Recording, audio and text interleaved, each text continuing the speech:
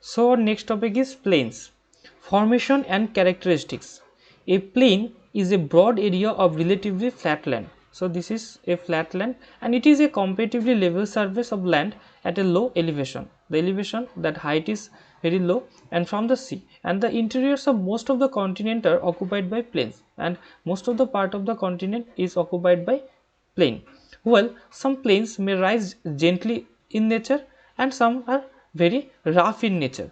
Okay, two type of plains lands are situated, and plains may be formed by internal earth force by processes of denudation and deposition. The plains are formed due to denudation and depositional activities. And type of plains, we can divide the plains into three parts: structural plains, erosional plains and depositional plains. What is structural plains? That these plains lie near the coast. Okay, and these are formed as a result of emergence of sea bottom near coast. Okay, so these are called as structural plains. It is situated or formed by the emergence of sea bottom near the coast. Okay, and if the coastal area is a flat area, the newly emerged coastal plain would be broad and wide. Next is erosional plains. As the name suggests, this type of plains are formed as a result of erosion and weathering. So erosional plains are happened due to erosional activities, and depositional means that this is happened by depositional activities. When any one place, when some soils are deposited, they create the plain region. Okay, what are the advantage of plains? So there have various kind of advantages. Okay, before this one, you see these characteristics of plains. A plain is a comparatively level surface. The plain formed by alluvial deposit are very fertile. So these are basically formed by the alluvial deposit and these are fertile in nature. They generally support a very dense population. They have the density of population. And advantage of plains means the plains are thickly populated areas, as they offer many advantages for the agricultural activity, communication and the settlements. The fertile soil of plains is good for agriculture. These are very suitable for agricultural activity. And in the arid areas, irrigation can be provided by wells, canals, etc. for agriculture. And if we want to cultivate in the arid areas, then we need to provide the irrigation facility. And most of the big cities are situated in the plains, and as most of the plains provide fine climate and fertile lands. Construction of railways and roads is easy on flat and soft surface. Okay, and landforms and people.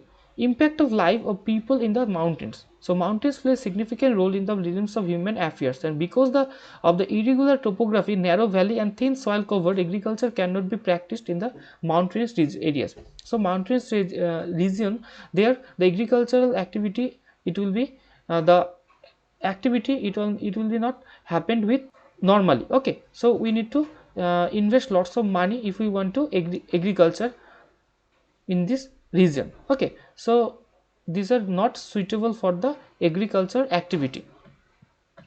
Next is further the difficulty of transport, shortage of level land and rigorous condition of climate combine to make this region thinly populated, and here the population density also less, and still they are of great use of mankind in the following ways. So mountains serve as an efficient barrier against cold and hot winds and attract of enemies and contact between man and man. Okay, so these are these are safe to us from any kind of attack, and thus this serves as a means of protection. So they actually give us the protection from the enemies. Okay, and mountains exert a very powerful influence on the precipitation by making the winds rise and reach dew points, and many rivers also rise from the mountains, and this thus irrigation facilities depend indirectly upon the mountains.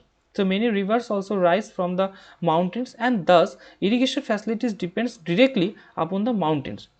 And the slopes of the mountains provide a rich pasture, while their heights provide rich growth of timber.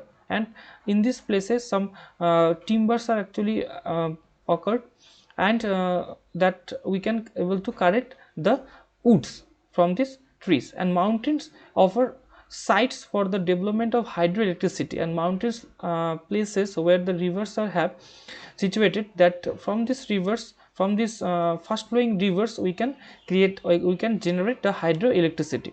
And with their low temperature, healthy climate and attractive scenery, mountains are important as tourist center and health resource, and these are very famous for the tourist activity, and these are also placed as a health resource.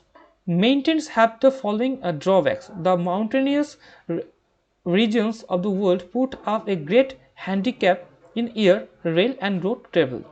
People living in mountainous areas have to face great environmental and economic difficulties. Okay, and highlands provide a home for only 1/10 of the world's population, even though they occupied 1/4 of the Earth's land surface. Okay, in spite of this, mountains are of great strategic importance and they influence man both in the political and economic sphere. So there are various kind of importance, strategical importance are there, and being rich in minerals and metals. So the mountains region there have the various kind of minerals and metals, and mountains are centers of mining industry, and basically most of the mining industries are situated in mountains. Impact of life of people in the plains. So on the whole, it is seen that the depositional plains are the most important, and the alluvial plains are the centers of great economic advancement, and these alluvial plains found in the valley of rivers and have been the cradles of civilization from the earliest time. So these are attracted by some people, and in this way the civilizations are occurred also in ancient times, and the following are the chief advantages that they offer to man. So there are various kind of advantages of plain regions, that plains provide level service for easy lines or transport and communication, and railways, road and waterways can be easily laid. So any kind of communication or the transport facility we can make in the plain region, and being made of fertile and soft arable soil, these have remained the granary of the world, and where rainwater is not available, irrigation can be provided easily and at a cheap cost, and they support a very dense population. And okay, and because of the fine climate, fertile soil and facilities for movement, the plains have become thickly populated, and most of the big cities and towns are situated in the plains of the world, and except in areas which suffer from harsh climate and temperature. So basically without some places where the climatic condition is not suitable, and besides from this, most of the plains they cover huge population, and some plains areas of the world are either too hot or too wet or too cold for human activities, and therefore these plains remain barren and underdeveloped. Okay, so if they have the condition that too hot or too cold is there, then it is not suitable for the population. And such developed plains are those of Sahara and Congo Valley of Africa, the Amazon basin of South America, and the tundra region of North America and Eurasia. There have the less amount of population. The plains of the low latitudes are not very thick populated because of climatic condition and leach soil, and in the middle latitudes the humid plains and more thickly populated, and the arid plains have also developed with the help of irrigation facilities.